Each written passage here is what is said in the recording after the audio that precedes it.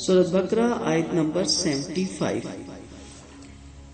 افتطمعون، کیا تم امید رکھتے ہو، کیا بھلا تم خواہش رکھتے ہو، کیا بھلا تمہیں تمنا ہے، ان یؤمنو، کو ایمان لائیں گے، لا واسطے کم تمہارا، وقت اور یقیناً، کانا فریقن، ایک گروہ ہے، منہم ان میں سے، یسمعون کلام اللہ، وہ سننے والے ہیں اللہ کے کلام کو، ثم یحرفونہ، پھر وہ بدل ڈالتے ہیں اس کو، من بعد، اس کے بعد، ما عقلوہ، جو انہوں نے سمجھا اس کو، وہم یعلمون، اور وہ جانتے نہیں ہیں۔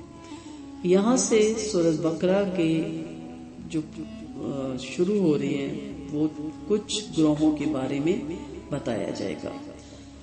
جب سورۃ بقرہ کے آغاز میں مختلف کیٹیگری کے لوگ بتائے گئے تھے، مومن، منافق، فاسق، فاسد، فاجر، کافر، اسی طرح اور منافق، اب اس میں ان گروہوں کا ذکر آ رہا ہے جو مختلف طبقہ ہائے فکر کے تھے، مختلف سوچ کے تھے۔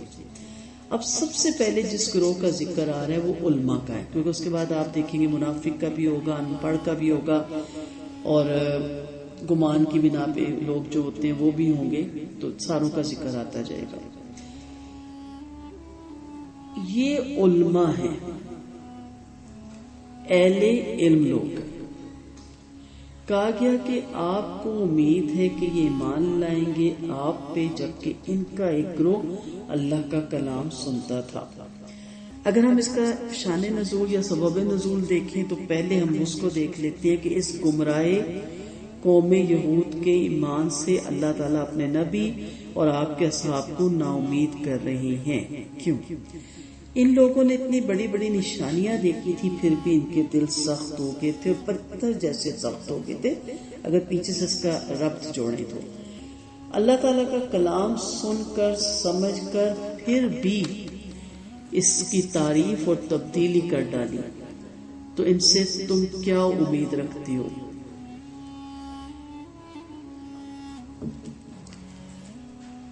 حضرت ابن عباس رضی اللہ عنہ فرماتے ہیں، یہاں اللہ تعالیٰ نے کلام اللہ سننے کو فرمایا، اس سے مراد حضرت موسیٰ کے صحابیوں کی وہ جماعت ہے جنہوں نے آپ سے اللہ کا کلام اپنے کانوں سے سننے کی درخواست کی، اور جب وہ پاک صاف ہو کر موسیٰ علیہ السلام کے ساتھ کوئی طور پر پہنچے اور اللہ تعالیٰ نے انہیں اپنا کلام سنایا، تو انہوں نے کیا کہا کہ ہم اللہ تعالیٰ کو سامنے دیکھنا چاہتے ہیں، یا یہ بھی ہے کہ جب وہ واپس آئے تو انہوں نے اس کلام میں تبدیلی کرنا شروع کر دی۔ موجودہ یہودیوں کو یہ کیوں کہا گیا؟ موجودہ یہودیوں کو اس لیے کہا گیا کہ انہوں نے ان آیات کو جو ان کی توریت میں اللہ تعالیٰ کے نبی کے اوصاف بیان کرتی تھی اور آپ کے پیغمبر ہونے کی دلیل تھی، اس کو بدل ڈالا تھا، اور پھر اپنے ہی خود سے ہی حرام کو حلال اور حلال کو حرام کر ڈالا تھا۔ یہاں پہ ذکر کیا گیا ہے کہ جو لوگ اتنی بے باکی سے اور اپنی خواہش نفس کے پیچھے لگ گئی، وہ اگر اپنی کتابوں میں تبدیلی کر سکتے ہیں تو وہ آپ کی بات کیسے مانیں گے؟ ٹھیک ہے، جب انہوں نے اپنے پیغمبر کی بات نہیں مانی تو وہ آگے چل کے آپ کی بات کیسے مانیں گے؟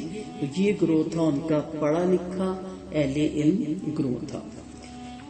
آج کے دور میں بھی جو باطل پرست علماء ہیں وہ بھی خود ساختہ مسائل کو درست ثابت کرنے کے لیے ہر قسم کے حوالہ جات قرآن اور حدیث سے تراشتے رہتے ہیں اور شریعت میں تعریف کا ارتکاب کرتے رہتے ہیں۔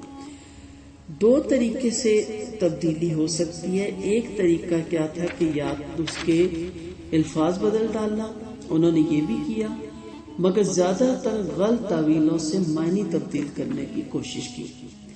قرآن بھی محفوظ ہے، اللہ تعالیٰ کا وعدہ ہے اس کی حفاظت کا، اور احادیث کی حفاظت کا بھی، کیونکہ وہ بھی وہی غیر مطلوع ہے جس کی تلاوت نہیں ہوتی، لیکن جو آگے سے ایسے علماء بھی ہمارے ہیں جو کہ اس کے معنی بدلتے ہیں، اس کی تفسیریں بدلتے ہیں اور خود ساختہ اس میں سے احکامات نکالتے ہیں۔ یہ خطاب اس وقت کے ان لوگوں سے بھی تھا جو قریبی کے زمانے پر نبی پر ایمان لائے تھے.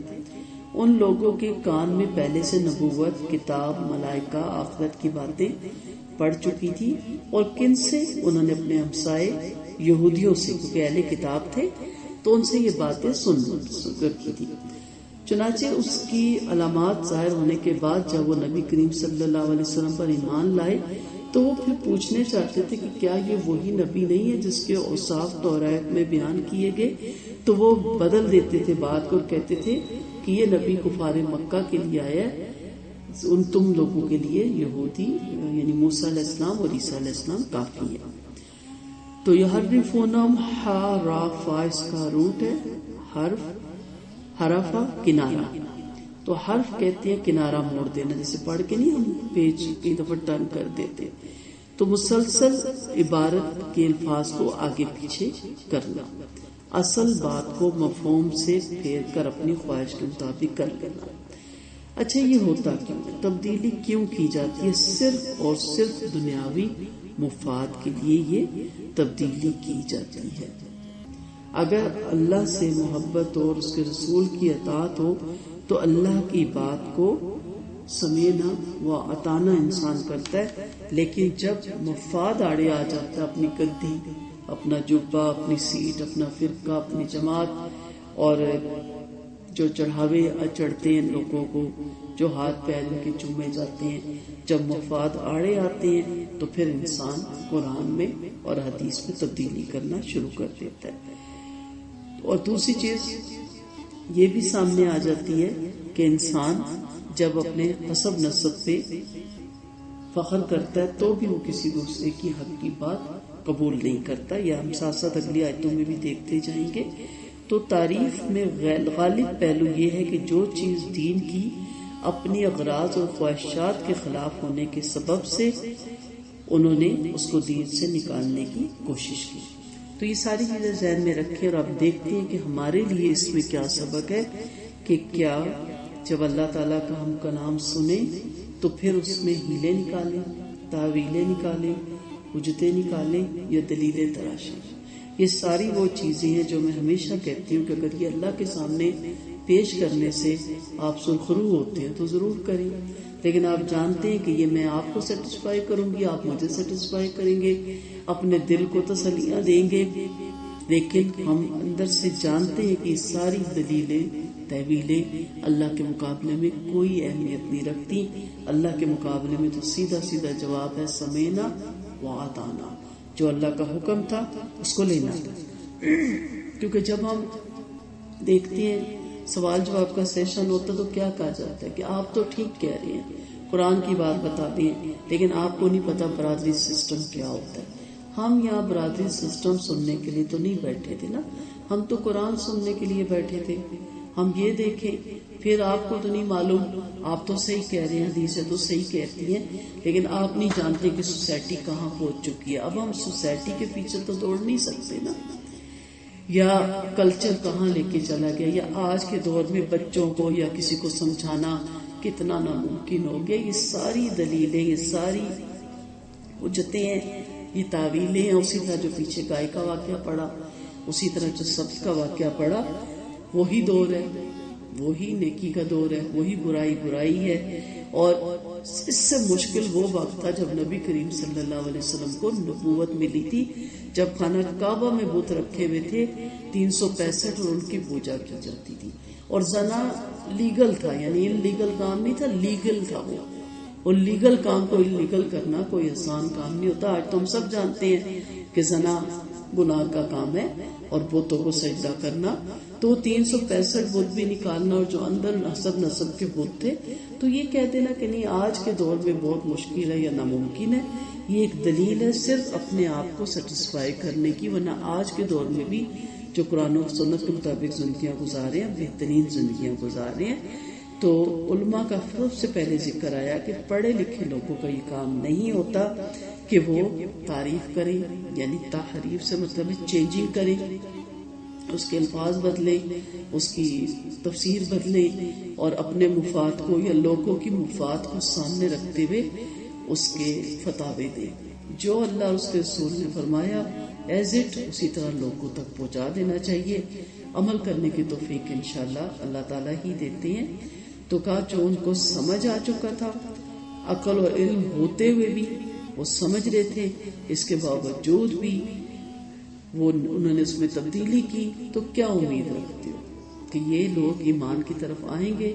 تو اس کا یہ مطلب ہی نہیں ہے کہ ہم نا امید ہو جائیں. یہ صرف سنوانے کی بات یہ ہوتی ہے کہ انسان تھوڑا الرٹ ہو جائے.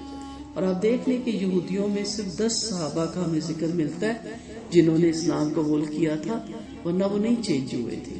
باقی کفار مکہ ان میں سے تو بہت زیادہ لوگ اسلام کی طرف آئے تھے. تو اللہ تعالیٰ ہمیں توفیق دے کہ ہم قرآن کو جب سنیں تو اسی طرح اس کو قبول کریں.